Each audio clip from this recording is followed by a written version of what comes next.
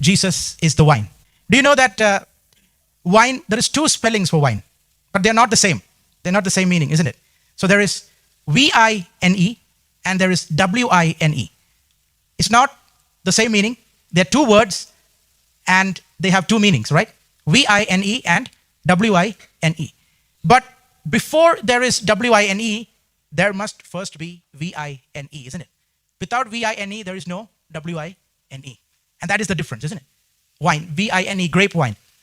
The wine is the source and W-I-N-E is the result. That is the fruit that comes out of it, isn't it? From the grapes that the grape wine would produce. The vine grows quietly in the ground and the wine, the W-I-N-E, is poured out to refresh people, isn't it? You never drink the wine, the V-I-N-E. You cannot drink it or eat it or something like that, isn't it? It is used to produce the fruit.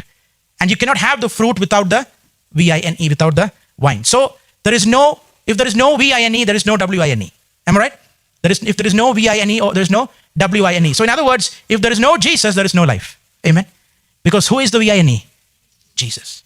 Jesus is the V-I-N-E. He said, I am the wine. And if there is no Jesus, then there is no fruit in our lives. There is no life in our lives. There is no joy. There is no power. There is nothing in our lives. So many people, they want blessings of God without staying connected to God.